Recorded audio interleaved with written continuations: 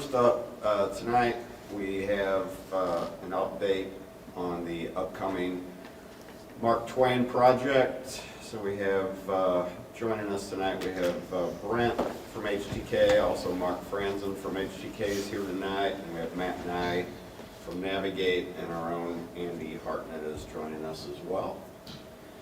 Good evening, members of the board.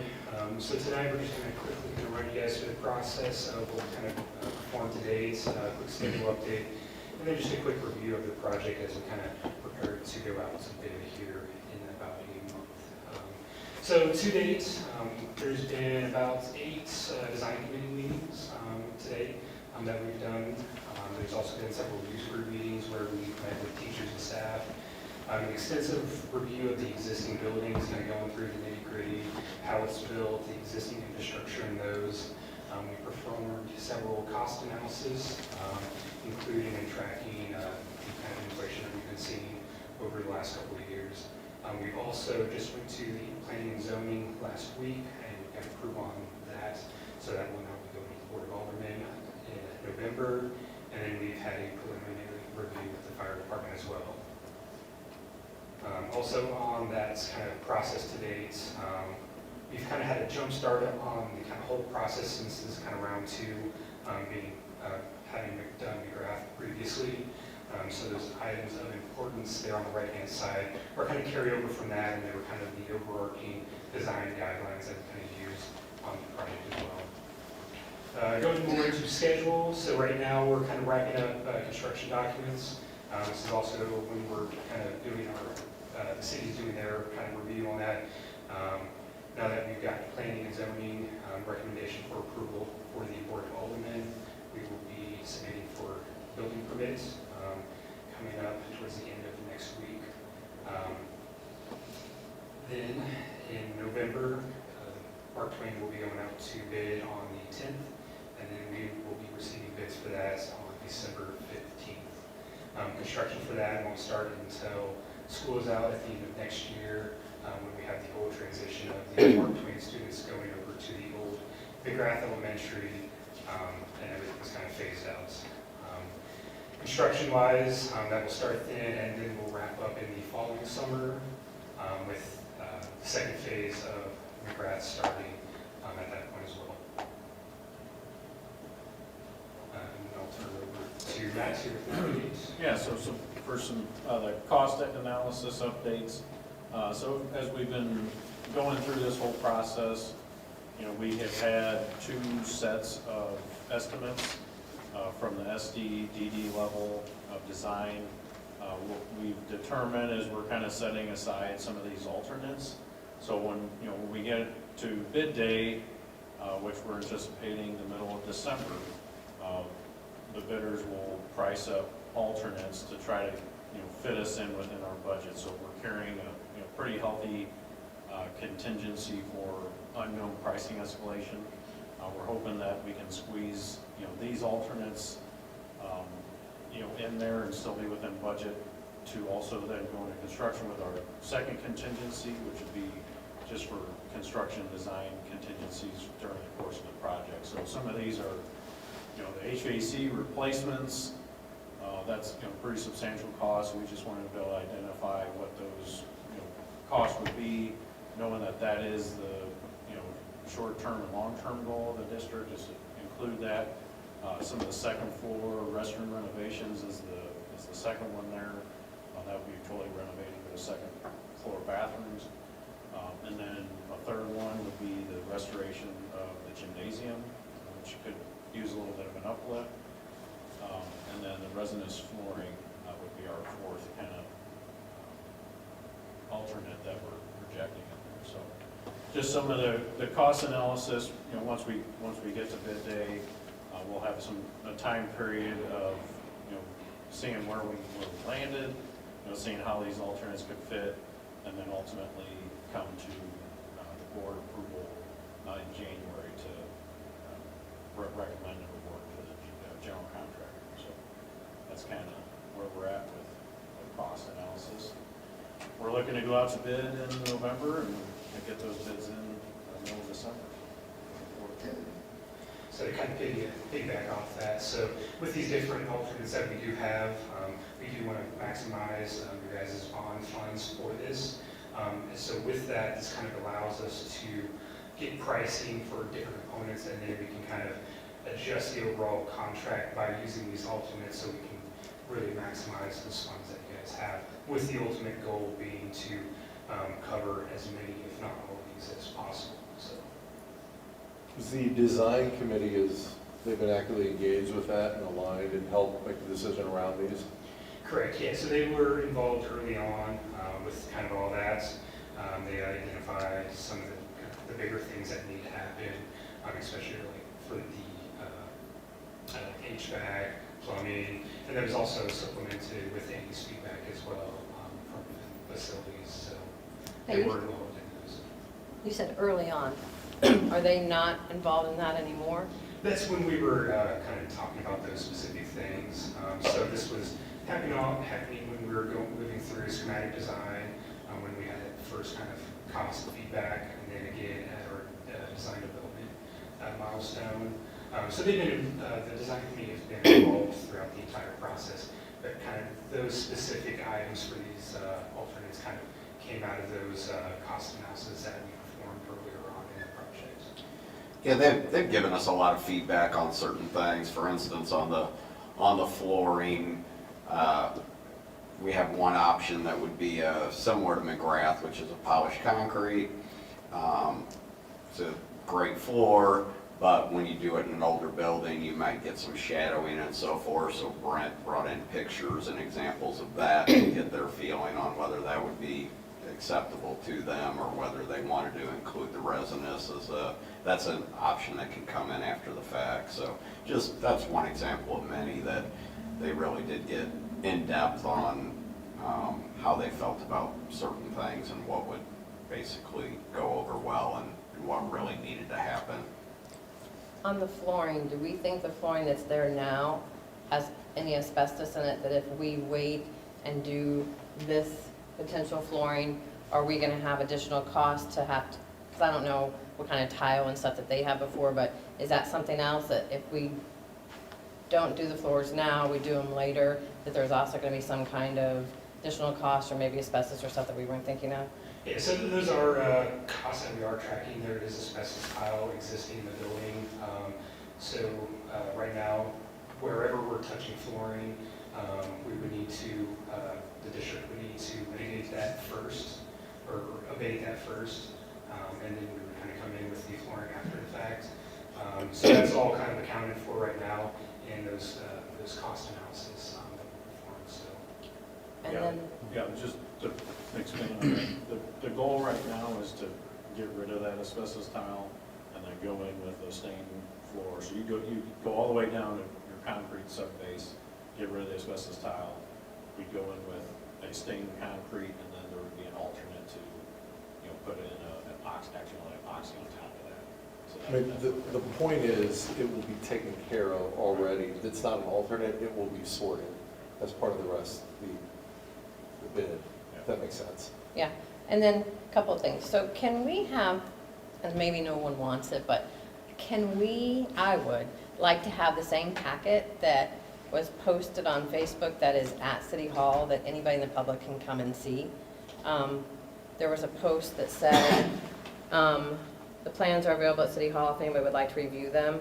Just because I think it would be nice for all of us to be able to see exactly what is being displayed at the City Hall, because ultimately we're going to refer them back to Brian and to you, but the questions will come to us when we're at different things. So if there's any way that we can each have a copy of that, I think that would be helpful. If anybody doesn't want it, let them know. And then as far as the gym and stage and stuff, so is anything in the list that we're doing going to be a storm shelter? Since we're not doing the gym possibly and the stage renovations, is there something that's being done at the school? Correct. Yes, there will be a storm shelter that gets added on, and I'll get a little bit more into detail on that once I kind of get to the floor plans. But to go back to the kind of the public ability to view the plans, one thing I did miss on the kind of schedule in February, I believe it's on the 1st, we do have scheduled right now a kind of a public meeting to kind of go over the projects, in addition to what we're kind of currently doing with the city right now. But And then as far as that packet, I'm not quite sure what that is, but we can get that put together and posted. so in February, you're planning on doing a meeting, but by then we will have already approved bids.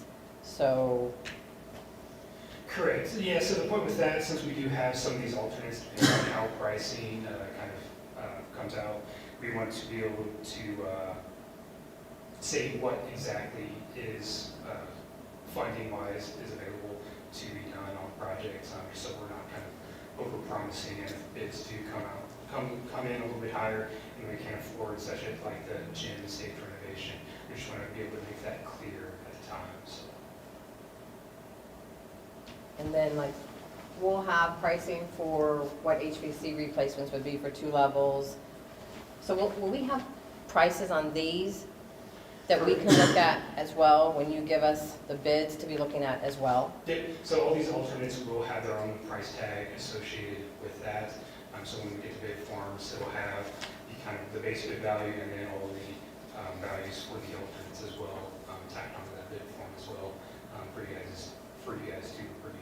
Yeah, that's really the nice thing about setting it up in this way to have multiple alternates. Is, you know, obviously in the best case scenario, you know, the bids will come in low and it'll all be included. But if not, you know, the board is going to have the ability to, you know, to hear our recommendations on what of those things need to happen, what of those are, you know, luxury, if you will, items, and then, you know, the board would have obviously the ability to make that decision on what alternates to accept from those companies, and you can see the exact price to each of those.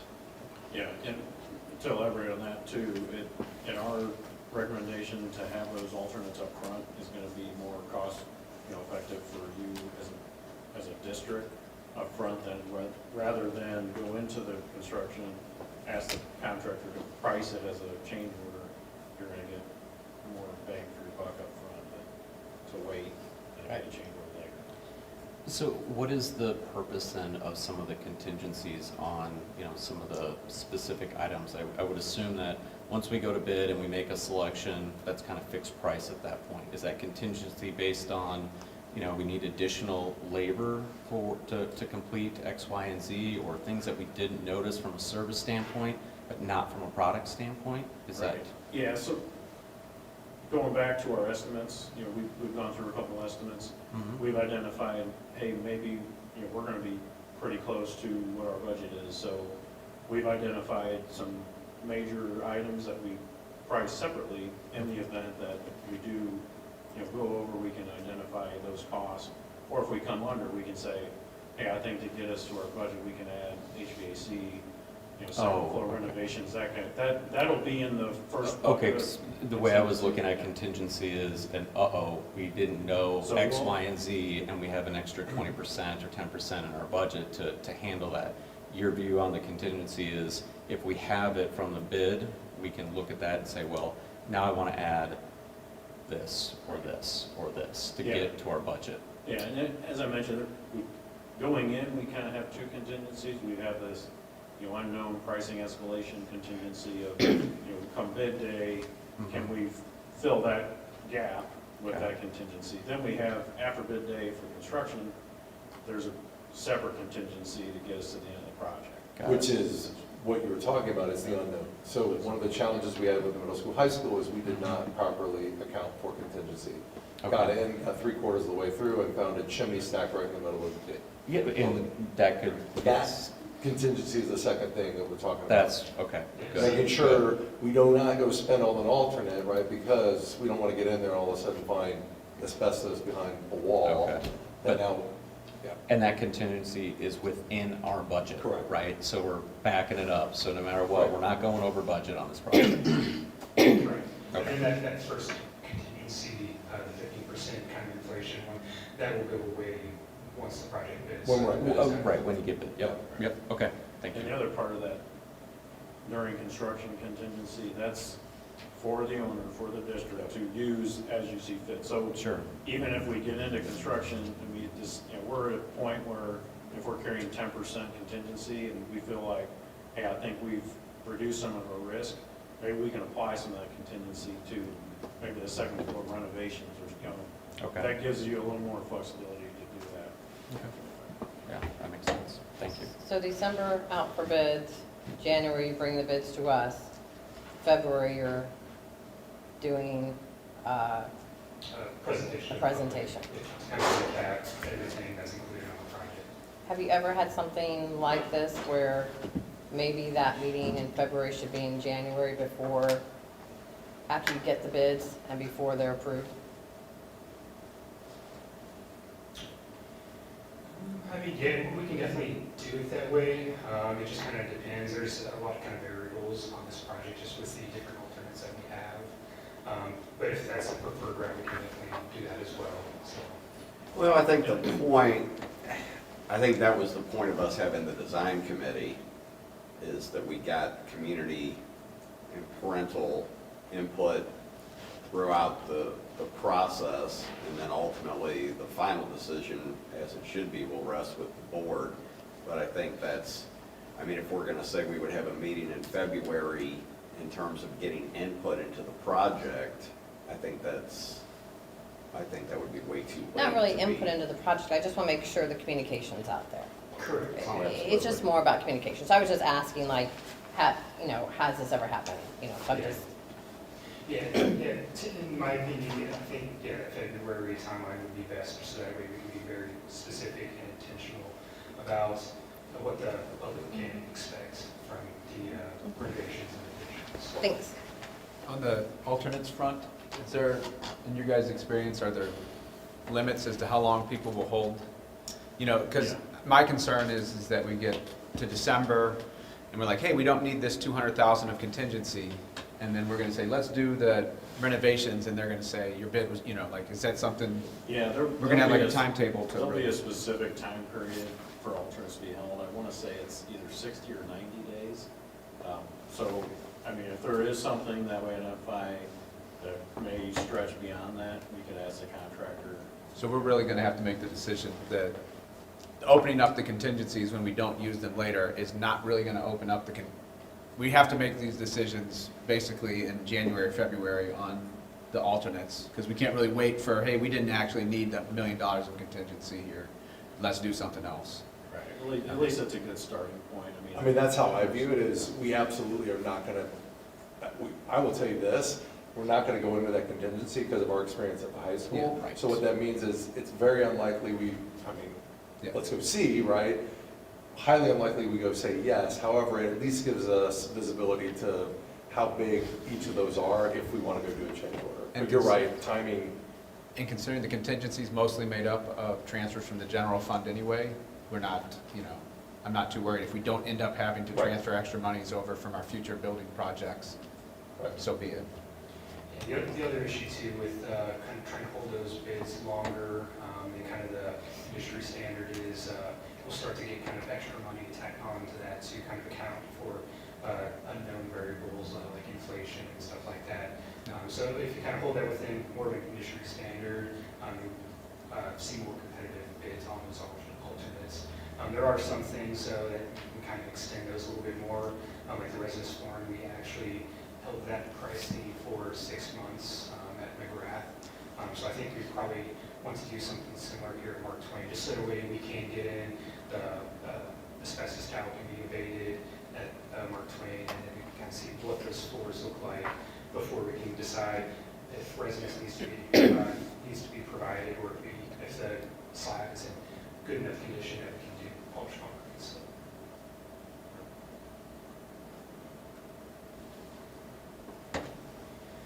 If you guys don't have any other questions on kind of schedule or cost, I can kind of move into the design side of things now.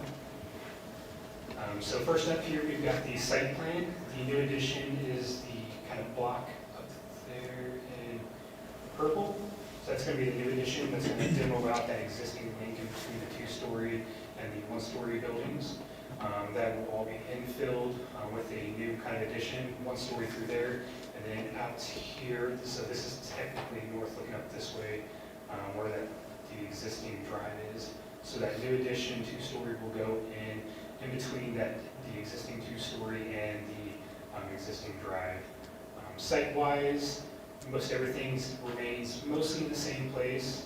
So you still have your main pickup drop-off drive coming in here. This lot down here in front of the existing library, that gets expanded upon just a little bit for ADA parking and visitor parking. The lot up here gets kind of reconfigured a little bit. Parking stalls remain as in, or in the same spot. That existing trash enclosure and dumpsters, those are being moved back here towards the south and kind of secured back behind the fencing there. This also helps to expand the parking as well in that parking lot there as well by about a stall. The asphalt here is all set to be built and overlaid. The existing learning garden that is kind of contained within that length there is getting reconfigured out here, just to the west of the gym there. And then next to that is a kind of outdoor classroom that is made up of stone seating that overlooks the playfield there and kind of can also play double duty as kind of like bleachers for people that might be wanting to watch their kids practice out there on those playfields. Soft playground still remains at its existing location, same with the hard play, new striping out there. These dark green areas are either existing trees and planting beds or new, where it's not existing. So as you can kind of see here, we've got some new planting beds going around the kind of the perimeter of the building. Some of those are kind of existing, so we're kind of bringing some of those, reestablishing those and kind of adding a few more in, just to kind of bring some of that kind of nature feel to the building there. Elevation-wise, we kept everything pretty similar to what was done in Craft. So we're looking at split face block, red brick blend that matches the existing Mark Twain, incorporating some eaves just to keep costs down on the building, on the new addition, and then shingles for the roofing material. Looking at it from a bird's eye view, so right here the trees are omitted, so there will be trees that are just kind of omitted from this view, just so you guys can see the new addition there. So this is going to be the new front entry here. This is the existing library over here, and this is the 1950s building with the gym, and then that 1968 building in the back there, and then the existing two-story is located right there. So new front entry here on the north side, adjacent to the visitor parking there. Some kind of pedestrian seating up here up front that also acts as a vehicular barrier as well, kind of creating a nice little plaza area. This hillside does march up, so we've got some windows that look down into the library there, and the library is the I-6500 storm shelter. So as we kind of go up the hillside here, that kind of begins to go beneath the grade there. And then up here at the top is where that existing parking lot is on the opposite side. So drive still remaining in the same spots, entry there. We've got some nice north glazing there that allows some nice natural north daylight into the main entry commons there. And then there's that east up there on the top there, just to kind of reduce cost and take a similar approach to what was done in McGrath for the east on the second story there, trying to tie the two together. So here's another view down at the pedestrian view as you approach the main entry of the building. We've got a canopy there over the front entry just to bring the overall scale down for the kids as they approach the entry to the building. Moving into the floor plan now, so that stars where we were just looking at. So this is going to be the main entry here. It is a secure vestibule. So the second set of doors will be level 3 ballistic rated glazing storefront systems. The red space here is the admin.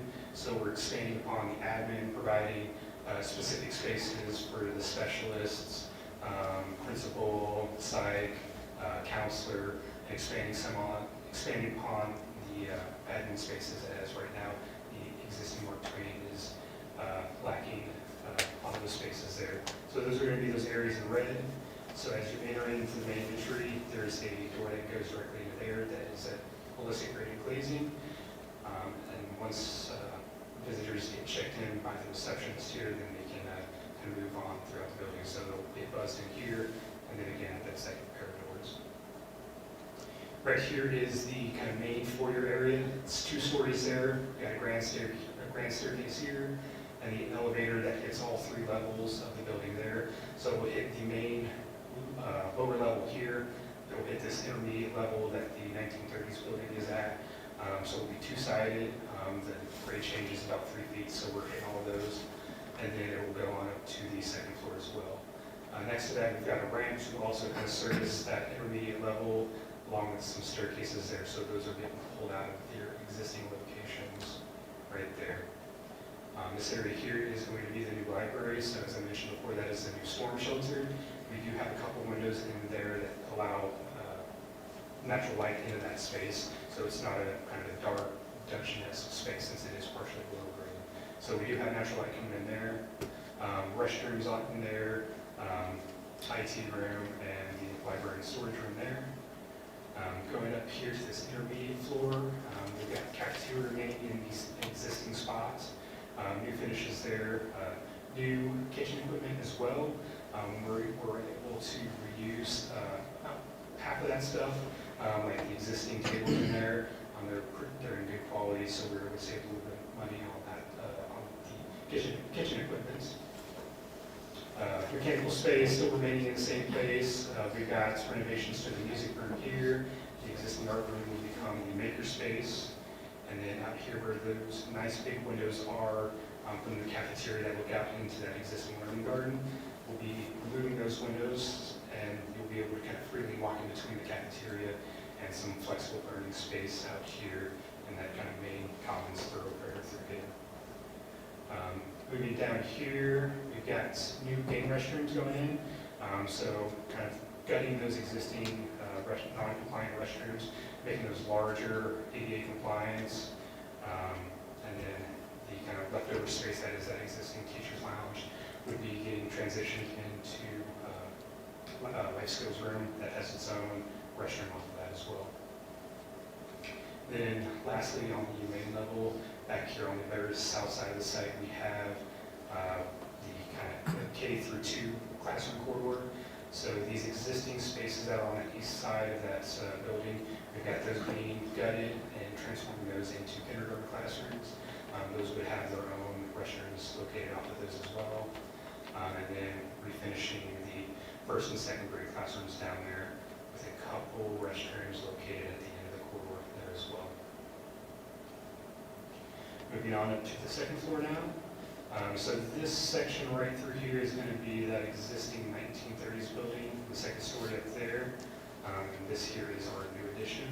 So out here on top of that vestibule, kind of looking over that entry plaza, we've got a flexible learning space there with some flexible furniture that also overlooks the 2-story commons area right here with that grand staircase.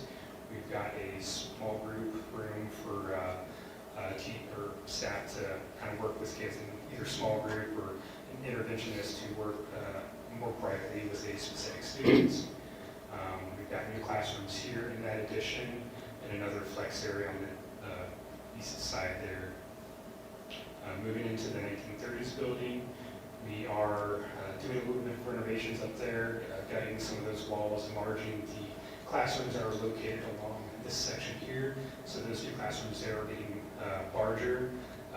Portion of that kind of leftover space would be transitioned into some special education use along with these other 2 locations there in that kind of leftover classroom that we have. And then down here on the very ends are the last 2 classrooms. There is that existing kind of interventionist room there. We're kind of gutting that and expanding those walls to enlarge those classrooms there.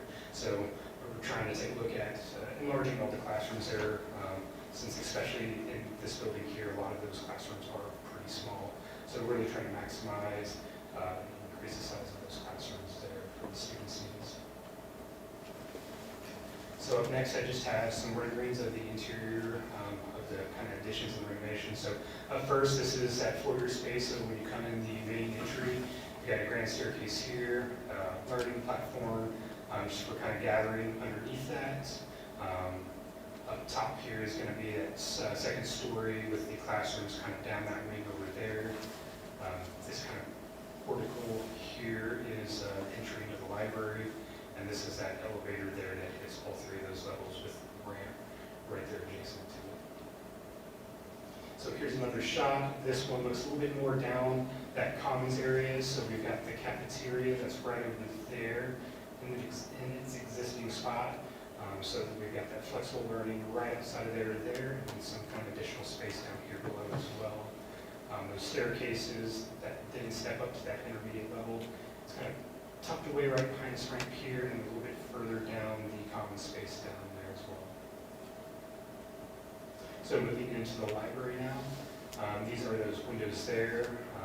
This is an ICC 500 storm shelter. So these do have storm shutters that will come down in the event that there is a storm. So those will come down to secure the building as well. And then the restrooms for that storm shelter are located on the opposite end of the library there, with an exterior exit that exits out to an exterior stair, kind of tucked into the corner there for code reasons. Here's another shot of the library. This is looking at some riser platforms. Another kind of element that we included at McGrath. So another kind of learning center element for kids to have kind of group reading on, or kind of individual reading as well. So, and then the graphic on the background kind of goes back to Mark Twain and the Mississippi River. So just another shot of the library, reception desk there, and the graphic in the background, and then that would take you back out to the main foyer space there. This is going out into that common space that I was mentioning about earlier. So these windows here, those will actually go into the cafeteria, so you'll be able to freely walk in and out, since those windows will be then demoed out once this is completed. And this is looking back out into that commons area from the cafeteria there. Something that we included at McGrath were some hand washing stations. So we've got those over here, so when the kids are going to lunch, they can wash their hands before getting in line to get their food. So this is a shot from the second floor foyer, looking down kind of into the foyer space. This is that nice north glazing to allow that natural light in. And this is that flex area there that overlooks the kind of the plaza area there down below. This here is a rendering of one of the new classrooms. So this is a classroom that's in that new addition. Pretty typical, looks very similar to what was done at McGrath. Windows are a little bit different and larger, just to mimic the existing architecture on that 1930s building there. And then this one here is the renovations to one of the classrooms that are at the very south end of that 1930s building.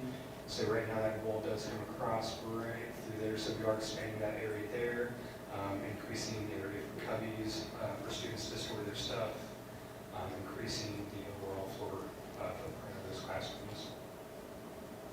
And then this one here is one of the classrooms in that first and second grade kind of classroom pod at the very south side of the site. So new finishes in there, new electrical, redoing the casework that is on that kind of corridor side with the sinks and the existing casework in there. So making everything look equitable across the building, both between within Mark Twain, but also what was also done at McGrath as well.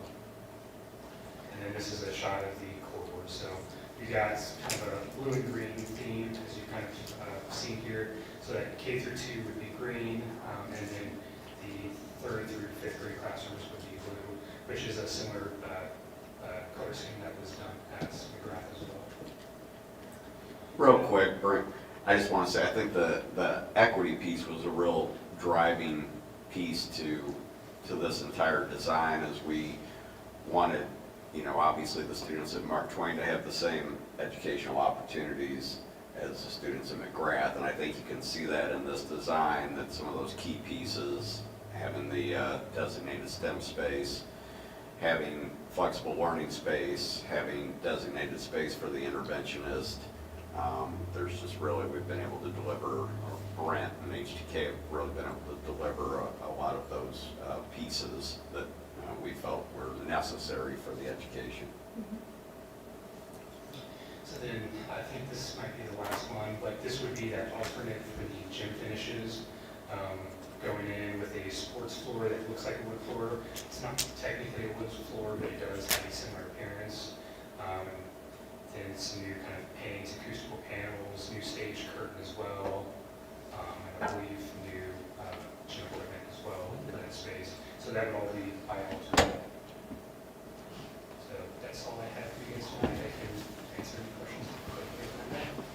So what are we doing with the old library at Mark Twain? What will that be converted into? Is there any That idea? would be the new arts classroom. So part of it is going to be the art classroom, and then a section of that is being used for overflow kind of admin space. We've got the workroom in there, the mail room, a staff restroom. What else do we have? The PE teacher's office also kind of backs up to that space as well. So they now have a dedicated office space and their kind of office storage space.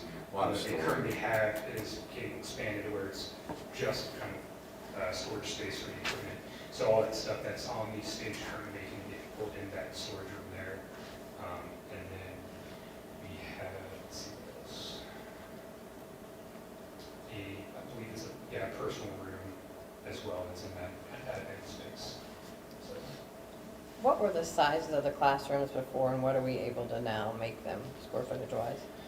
there was a variety of sizes. I believe the two smallest ones were around 680 square feet.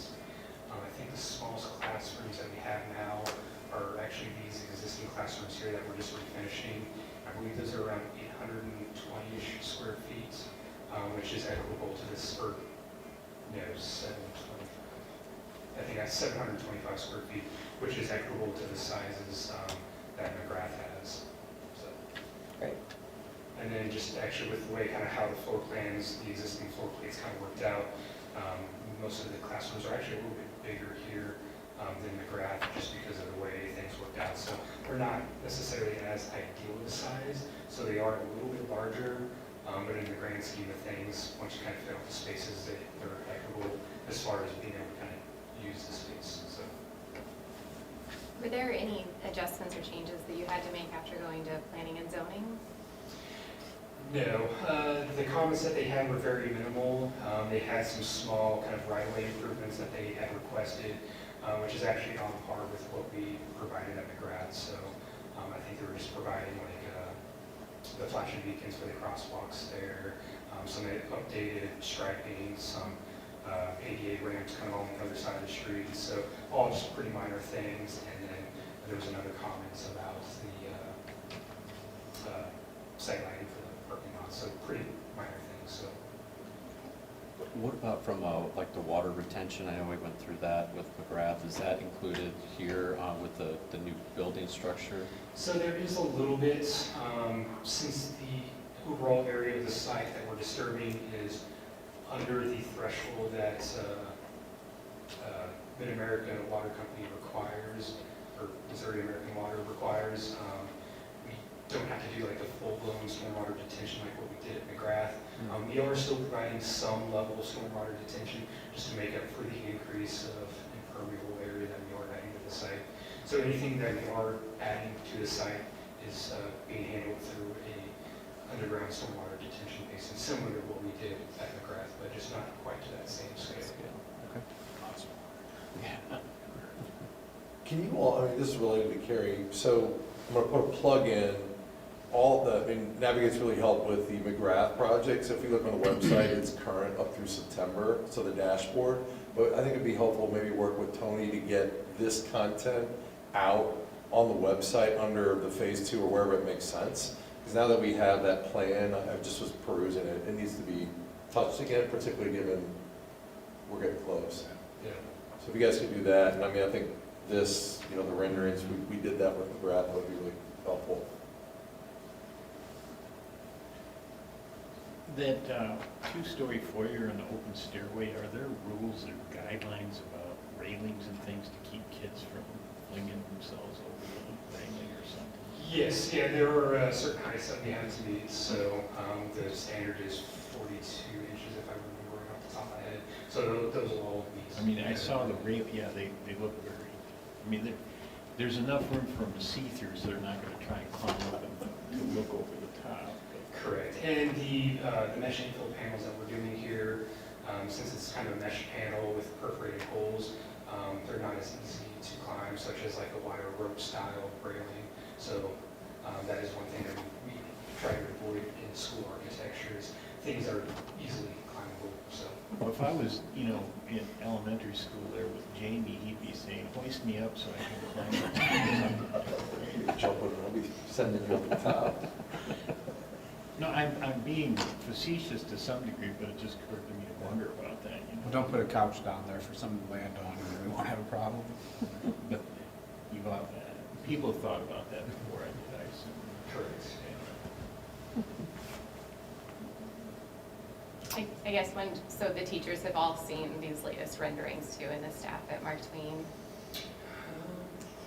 I don't know if all the teachers have seen the latest renderings.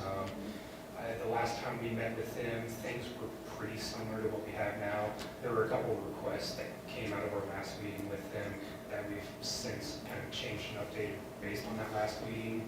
So I think floor plan wise, it's all pretty much the same. I think the only thing they might not have seen is all the kind of the finished pretty renderings, but they have seen the materials that we were proposing, so like the stained concrete, the carpets, LVT, the paints, that was all presented in user reviews. That's great. Yeah, and I think they look great, so it would be exciting or hopefully good information to share with the teachers and staff there, just to keep everybody in the loop. But I think you're getting really close and it looks great. So the more we can share these pictures to keep people excited and looking forward to it, the better off we'll be. So just one kind of point of clarification, just maybe so I'm kind of on the same page. So we talked a little bit about the contingencies before.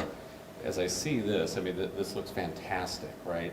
But is there anything as we go out to bid that we might have to take back? So if we go out and communicate, this is what we're going to be doing, and then we have to start scaling back that scope, we have to reset expectations. So how close to reality, I guess, is this at this point in time before we go out and communicate to that to the public?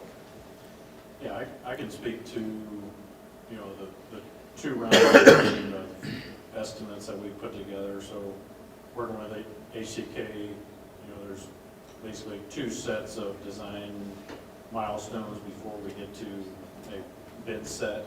So we have a design development, or SD is a schematic design, and design development. So each one of those, we put an estimate to the physical, you know, paper, what's been presented. So after that DD, you know, we're, what would you say, 90–95% close. So then that's when we add on those escalations for just that time period between that estimate and when we got to bid, some of that unknown, you know, supply chain issues and pricing escalations. That's where we add that escalation factor. So another part of that is we also have taken the bid documents and we're doing like a constructability review or overview. The documents, again, maybe not do a full estimate, but if there's like some maybe major cost items that we weren't too aware of, we'll bring those up. So then on bid day, you know, we feel like we're pretty accurate. If we come in all of a sudden bid day, we're just like, holy cow, these bids are really coming in. Then we start to go through, you know, process of maybe some value engineering of how we can take some of the costs down. Right. And I guess, you know, how many times have you had to go back and revise this, as you guys have done this in other locations as well? Have you had to go back and revise and maybe de-scope some of the work? Because once this is communicated out to the public, I mean, it's set in stone. It's going to happen. And for us to have to go back and maybe pull something from the scope of the project to meet our budget or figure out where the funds come from, yeah, I guess I want to make sure we don't get into that situation from a board standpoint, from a district standpoint, set expectations Oh, yeah. appropriately. No, and that's kind of why, we as Navigate, push to have those estimates along the way. Okay. It's not just, hey, we're going in with a square foot number, and we'll see what happens. We actually put, hard estimates with quantities and we actually use pricing from real time at the time of the estimate, Okay. because we have, multiple projects, all over, and we'll actually use, historical data from that time period. That's why, like I said, every month or so, we have a factor of escalation that we'll Okay. add to that. But I mean, we looked at it in the facilities and finance, and one of the escalators was, I don't know where we were at, 20% or whatever that was. yeah, at some point, we have to. So the point is, as they did it with this scope, that Okay. included that 20%, that was part of that contingency piece. Not for the unknown, for pricing escalations. Oh, okay, okay. Meaning, Yeah. best, I mean, we were pushing on them, best the market Yeah. they could predict at that time, so. Sure. And I think the point was, we had, in however many years, had never seen, like, what the Yeah. multiplier we had applied had never Mhm. been seen before in Oh, right. Yeah. years, meaning we were very conservative with scope and Okay. pricing. And a part of the strategy of, we actually were gonna go out to bid in September, we pushed that to November, Right. was, we're just coming off the summer, price escalation was kind of peak over the summer, we're starting to come back down a little bit, so the Yeah. hope was by delaying another couple months, that maybe that'll, one, get more interest from the bidders market, and two, help get some of that pricing escalation out of the way. Okay. Yeah, so I, also as part of this, I think there's confidence that the bids will come in where we can deliver the major components of this Right. project. The X factor that will ultimately depend on what comes in on bid day, and ultimately what, the board's decision is on that is on those alternates. So that's why I did think it was important that, it really won't be until the board makes those decisions, the bids come in, and then we present it on February 1. So just, I think it's important for our community to understand that we are saying that the crux of this will happen, and there will be some other decisions that are kind of contingent Okay. at this point. So this isn't, I wouldn't call this set in stone yet. Right, that's what once it's out there, it's set in stone Fair. for the public, and if we're 90% confident, and that's really what I'm trying to get at, how confident are we in it, and are the pictures that we're seeing reflective of our level of confidence, right? If we come back and we get the bid, it's way too high, we have to, cut a level off, obviously that changes a lot of things, and we certainly don't want to get to So that point. I don't think we will, but. The process has already evolved, so the original footprint was already adjusted and scaled because Okay. of market. So the point is, and then these alternates were in scope originally, but have been pulled out because of expectations around the budget and all of that. So if I look at those pictures, I fully expect that's what we're marching towards right now, but those Perfect. pictures don't include those four alternates, right? That's why we're calling these. Okay. These alternates are things that we've specifically said we want to go get pricing on, but they are not currently in the scope. If pricing changes or whatever, or if we decide to absorb the cost, Right. then we would go and do those. But that's why those are really important. So that's what, you say gym and stage renovations in the picture. That picture it's is not done. accurate, that's So, right. so that's what I'm trying to, Yes. compare the two, like, what is an alternate? What do we need to put on the website if we do put it up, Yep. right? So we can make those The decisions. gym is a really good example. Yeah, but maybe. It did? Even, Yeah. it does Oh, say it alternate, did? I but didn't see it. Yeah, close. I think if we did put the gym picture up there, it needs to be separate as an alternate. As an alternate, like. So if we show for sure that that is not, Yeah, that was the only, that's the only. Oh, there it is, That's the okay, only okay. rendering that, I'm sorry, But I did not see that, yeah, but so. Ryan, I agree with you that that would need to be pulled out separately to make it very clear that this is an alternate that we could consider depending on what the bids come back as. Yes, I think yeah. that's a good point. Yeah, okay. And just one more thing to throw in, the windows. I know a lot of people were like, I can't believe we did all this stuff to the high school and we still need to replace windows. Not that that's an alternate, not that I want to add another alternate to it, but, have we looked at our windows over there? Do we know what the life expectancy is of those windows? And is that something else we at least could be useful to us down the road to show people if we have to go down the road for additional money for X, Y, and Z, that was stated by you guys at this time, that windows or something else that has a life expectancy of X, Y, and Z, and it will be something that needs to be replaced, and here was a dollar amount for it. So Andy, we've worked with Andy, there's a 5-year capital plan that also counts. So Andy's been right in the middle of this, because as we sat on the finance and facilities, we're talking exactly about that, right? If we're not gonna go do something, the HVAC as an example, right? If we're not gonna go do that, Andy, how many years can we get out of this? And then we need to have our capital plan accounted for. So Andy's done a nice job of putting a 5-year plan out there with a list of items. Windows at the high school is on that list of items as an example. But yeah, so I think as we review that, we feel good that his eyes have gone, have been on that, and it's in a plan now that says we know if we don't do it here, he's prioritized what has to happen for whatever reason for us. And we could budget for it. Right. That's the plan, so that we have the money to do that moving forward. Which goes back to, the capital allocations, making sure, right, that we have enough that's set aside to go do that. We do also have approximately half of the windows being replaced on the project as well. So all the old single pane windows that are in the 1950s and 68 building, those are all being replaced with new insulated windows. The only ones that we kind of aren't, back in, I believe it was 2009, a lot of the windows on the 1938 building was replaced, so those would be the only ones that we're not replacing as of right now. So.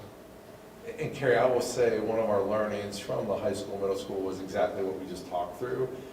Andy came on board right in the middle of all that, not at the front end with the planning and the 5-year plan. So as we sat and go through it, I feel we're in a lot better spot. I feel like it was very intentional by people that know what they're doing, how we've laid this out as we look at Mark Twain. Good. All right, any other questions for? Thank you Appreciate it. very much. Thank you. It's great. Thank you. Thank you. Exciting.